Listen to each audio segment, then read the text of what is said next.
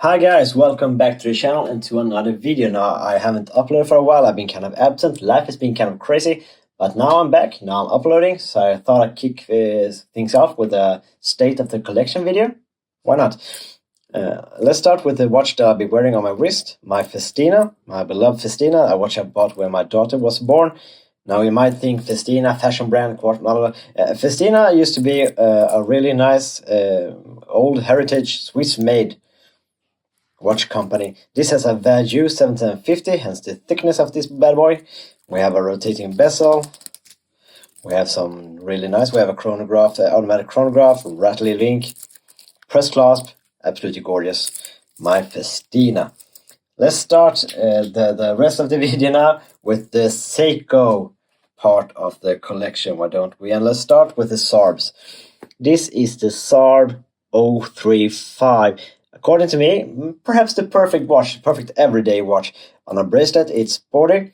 On a strap, it's dressy. Nice, clean, white with a silver tone dial.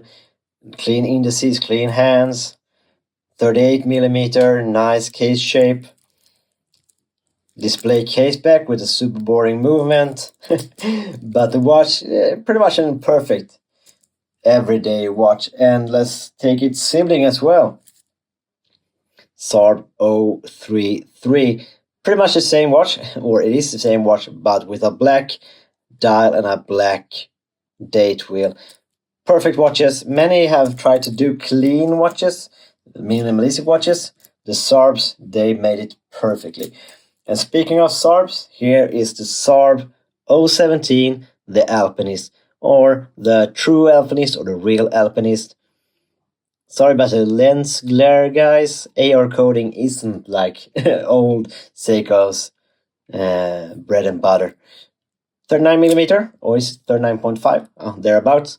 Screw down crown, signed. We have an inner rotating compass bezel.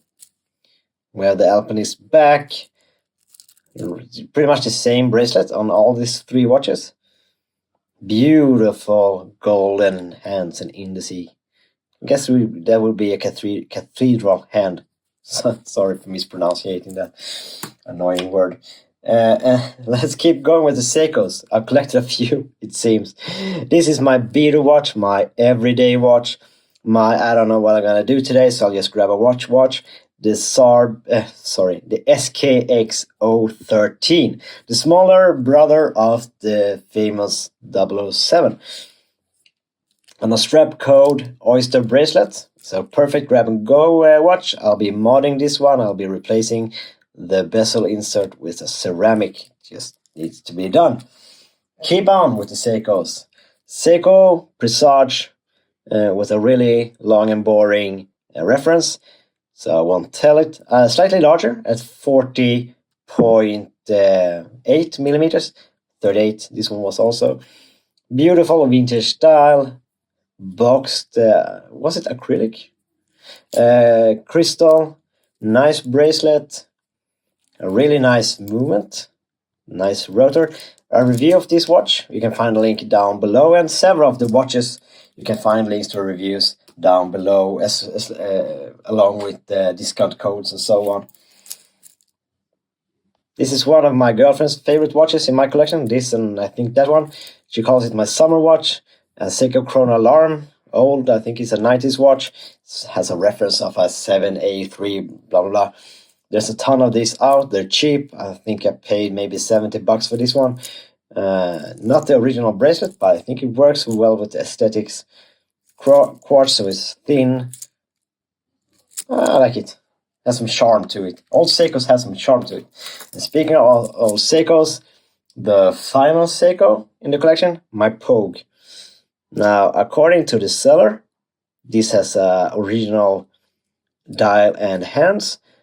I'm not too sure. The Lumi looks too good almost. I'll have to check it out. But the case is in really nice condition. The original bracelet is in really good condition, and it has a Swedish date wheel, which is why I bought this watch. Beautiful watch, fixed bezel, an iconic watch. Let's move over to some gold, why don't we?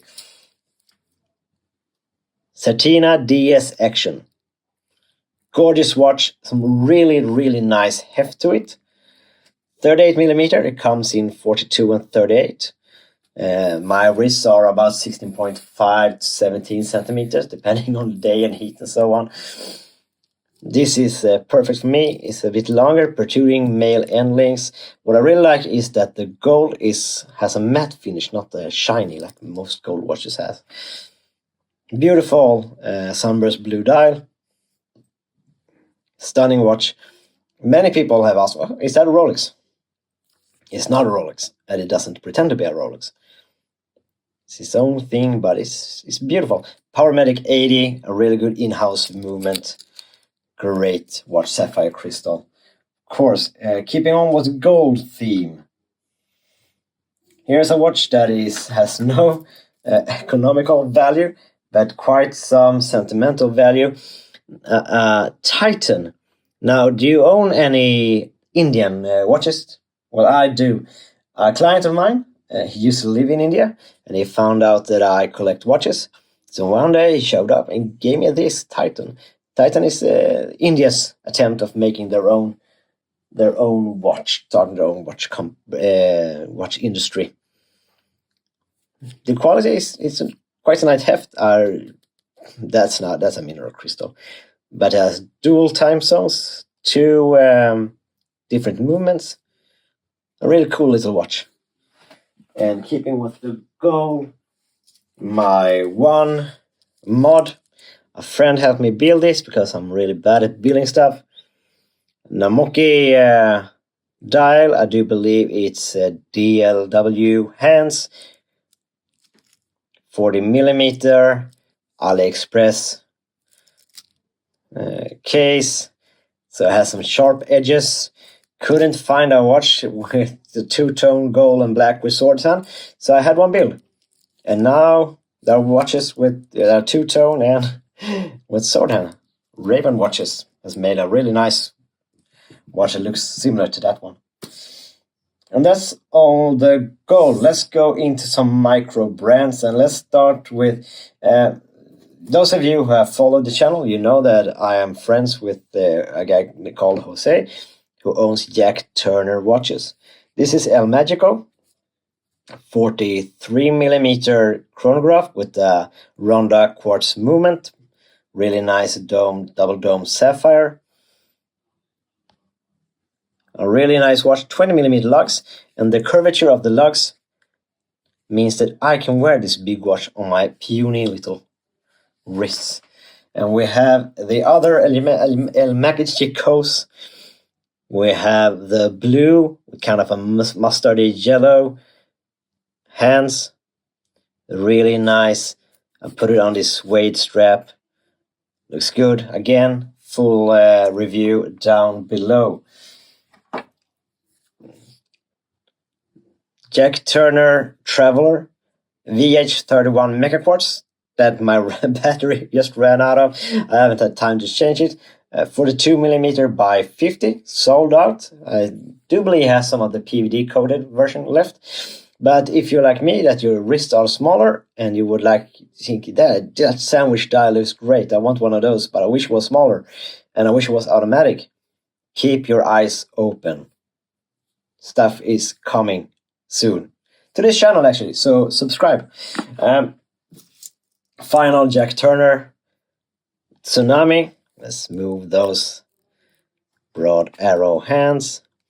Well, cool thing about this watch, apart from it being a good looking watch, that is powered by Selita SW200. That bezel, usually bezels has like an insert and stuff. This is one piece of solid steel that has been PVD coated. Nice golden applied indices, wave pattern dial, 42 by 50 again, but I can actually wear this watch due to the curvature of the lugs. Solid links, generic but branded clasp, sign crown. Nice watch.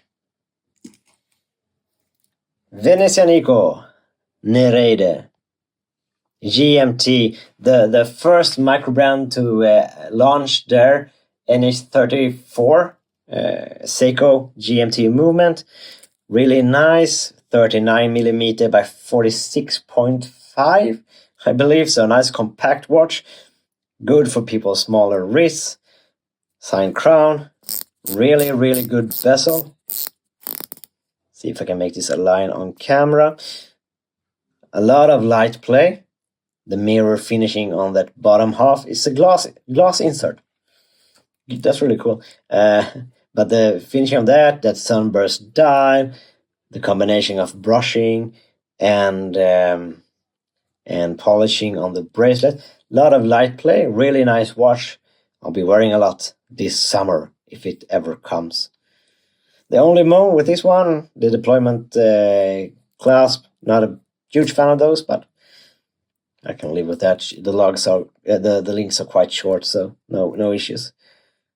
Really cool watch. Again, full review and discount code down below.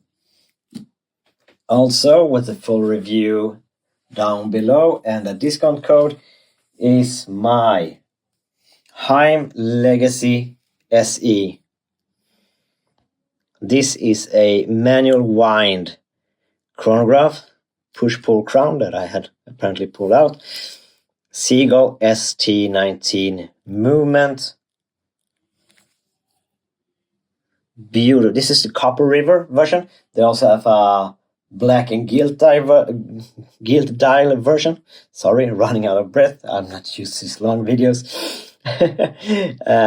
Copper River. As a recording of this video, apparently Sakir said they only got 4 left. So grab one if you want. Discount code below, along with the link to the full review. Beautiful movement, beautiful watch. This is not the original strap. This I bought from Swedish 1000, but it's a really nice, high quality strap. Now, speaking of Seagull ST19, here is my bronze Seagull 1963. Did a full review where I explained my take on the confusion of the 1963s. This is made by Red Star, which some claim is the original. Again, watch the video linked below. I'll explain more about that. 40mm, nice swan neck movement. The same with the Heim. The patina is coming in nicely. It was almost golden when I got it, but it patinaed over time nicely. Sapphire crystal, front and back. Gorgeous watch, quite famous watch. Now, final 2 watches has really low economical value. One is just a cool watch, the Seiko Royale, Seiko World Timer, classic casing, folded links. Now there is a metal conversion kit to this watch, but I kind of like keeping it. The plastic has some coolness, and it has a light. Better than any other looms. And finally, probably the watch with the highest sentimental value, apart from this one, is a watch that my girlfriend gave it to me. Belinda Världsmästare, world champion watch in Swedish. Inca block movement, small one, 35 or 36mm, manual wound, but a beautiful little watch that shows its age beautifully. So that's the current state of my collection, early May 2023, and as the sun is setting, I have some interesting things coming up, some new models, some prototypes, some pretty cool stuff, both mostly Microbrand. So please like this video, subscribe, and until next time, take care and bye-bye.